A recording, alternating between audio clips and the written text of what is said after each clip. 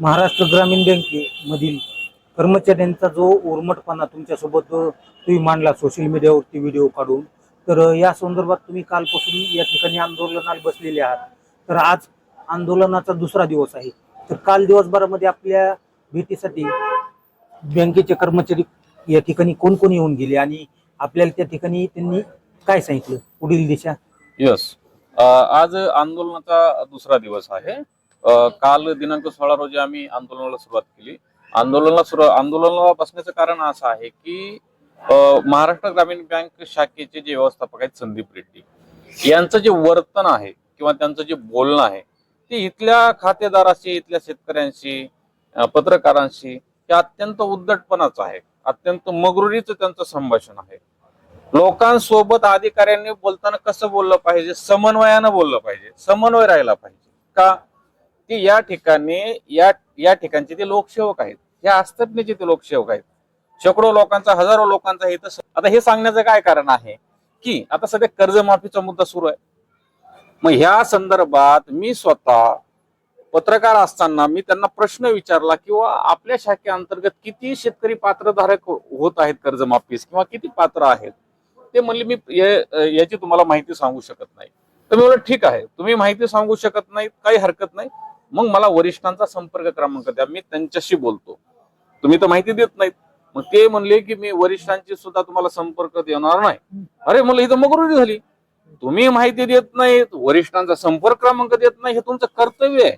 म्हणजे जर एखाद्या माणसाचं खालच्या अधिकाऱ्याकडून समाधान होत नसेल तर वरिष्ठ अधिकाऱ्यांना संपर्क करून माहिती घेणं किंवा मग माहिती जाणून घेणं हे त्याचं क्रमप्राप्त ठरतं. परंतु हे माहिती देत नाही स्वतः आणि वरच्या अधिकाऱ्यांचा नंबर देत नाही. त्यामुळे ही त्याची मगरुरी आहे. मग मी त्यांना म्हंटल की हे असं मगरुरीनं तुम्ही वागणं बंद करा, मगरुरीनं बोलणं बंद करा. तुम्हाला माहिती द्यायचीच नाही तर तुम्ही स्पष्टपणे सांगा ना की हे कायद्याचे असे नियम आहेत, तसे नियम आहेत, देता येणार नाही. याही पुढे जाऊन ते काय म्हणले की मी तुमच्यावरती खोटा गुन्हा दाखल करेल. आणि पुन्हा ते काय म्हणले की तुम्हाला बँकेत येण्याचा अधिकार कोणी दिला, तुम्ही बँकेत कोणाची परमिशन घेऊन आलात. हे असं बेकायदेशीररित्या त्यांनी वक्तव्य केलेलं आहे. बँक क्षेत्र हे सार्वजनिक आहे, प्रतिबंधात्मक क्षेत्र नाही. ते त्या ठिकाणी जायला बंधन आहे. ते सार्वजनिक क्षेत्र आहे, सार्वजनिक प्लेस आहे. त्या ठिकाणी प्रत्येक नागरिक, खातेदार हे जाऊ शकतो. त्या ठिकाणी काय आहे, एखादी अडचण असेल तर तिथल्या बँक मॅनेजरला ते विचारू शकतात. परंतु त्यांना विचारलं असता ते अत्यंत उद्धटपणाने बोलतात. या आंदोलनाच्या माध्यमातून असं निदर्शनास आलं की शेकडो नागरिकांनी या ठिकाणी येऊन आंदोलनाला पाठिंबा दिला आणि त्यांनी सांगितलं की हा संदीप रेड्डी नावाचा जो मॅनेजर आहे तो अत्यंत मगरुरीने वागतो, शेतकऱ्यांशी मगरुरीने बोलतो. की समजा आता तो व्यवस्थापक काय आहे, हिंदी भाषिक आहे, त्याला मराठी भाषा येत नाही. हा सगळा मराठी भाषिक भाग आहे, त्याचे संभाषण इथल्या लोकांना समजत नाही. आणि मग काय होतंय, हे आमच्या भागातले सामान्य बोळसर शेतकरी मग कामानिमित्त गेले, साहेब ही अडचण आहे, आम्हाला ह्याच्यातलं काही समजत नाही, काय कागद द्यावी लागतील ह्या कामाला त्या कामाला. मग तो सरळ त्यांना धुनकावतो. आता मग काय होते, मग एखादा जाणकार माणूस तो शेतकरी सोबत घेऊन जातो आणि मग तो जाणकार माणूस त्या अधिकाऱ्याला बोलतो की साहेब ह्या शेतकऱ्याची अशी अडचण आहे, तशी अडचण आहे. तर तो अधिकारी काय म्हणतो, त्याला तुमचा काही संबंध नाही, ज्याचा संबंध आहे तेच बोलेल. अरे त्याला तुझी भाषा समजत असती किंवा मग त्याला ती प्रक्रिया समजत असती तर त्यांनी त्या दुसऱ्या माणसाला सोबत कशाला आणलं असतं. ते दुसऱ्या माणसाला बोलू देत नाही. त्याच्या कॅबिनला जाताना म्हणतो की कुणीतरी एकाने यायचं, दोघांनी यायचं नाही, हकलून देतो. आम्ही विनाकारण कुणावर बिनबुडाचे आरोप करत नाहीत. आता ह्या अगोदर ह्या ग्रामीण बँकेला जाधव साहेब नावाचे मॅनेजर होते, खूप चांगला माणूस, अत्यंत चांगल्या प्रकारे त्यांनी ह्या ठिकाणी शाखेचा कारभार केला. त्याही पूर्वी बाराहाते साहेब, अक्षय बुटेकर साहेब, फपाळ साहेब, हे असे माणसं होऊन गेले ना, त्यांनी या ठिकाणी आदर्श काम केलेलं आहे. मग आम्ही त्यांच्या विरोधात का बोलत नाही? असं बी नाही की त्यांनी आम्हाला बँकेतली काय मदत मिळवून दिली, पैसे मिळवून दिले म्हणून आम्ही त्यांना चांगलं म्हणतो, नाही. पासून आतापर्यंत प्रशासकीय आणि बँक व्यवस्थेची कोण येऊन भेटी गाठी? येस, दिनेश कराड साहेब म्हणून आहेत बँकेचे ह्या वरिष्ठ अधिकारी आहेत. आपल्या हे विभागासाठी तेच काम पाहतात.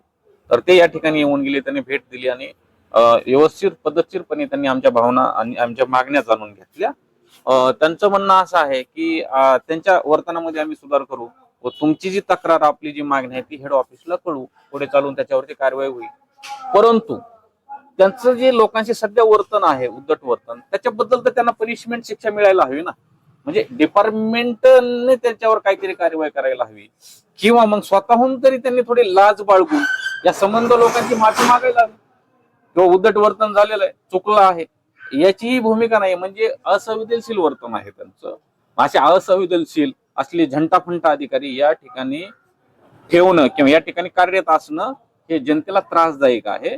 आणि म्हणून अशा अधिकाऱ्यांची बदली होऊन या ठिकाणी मराठी भाषिक, सुसंस्कृत मराठी भाषिक व लोकांशी सभ्यपणाने वागणारा अधिकारी या ठिकाणी पाहिजे आहे, अशी आमची ठाम मागणी आहे.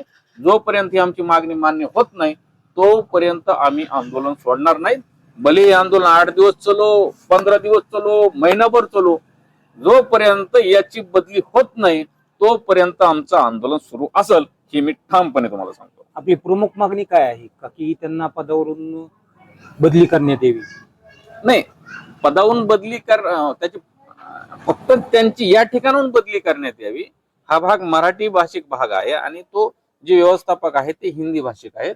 त्यांचा आणि ह्या इथल्या लोकांचा, खातेदारांचा भाषेसंदर्भात समन्वय साधण्यात अडचण निर्माण होत आहे आणि ते लोकांशी उद्धट वागत आहेत. यामुळे त्यांना या ठिकाणाहून बदली करावी, एवढी आमची मागणी आहे. आज दुसरा दिवस आहे. आतापर्यंत आपल्याला जो प्रतिसाद भेटला तर शिरसाळा परिसरातील जी काही गावे या बँकेअंतर्गत जोडलेली आहेत तर त्या बऱ्याचशा गावामधून बरेचसे लोक या ठिकाणी येऊन आपल्या आंदोलनाला पाठिंबा देऊन गेले.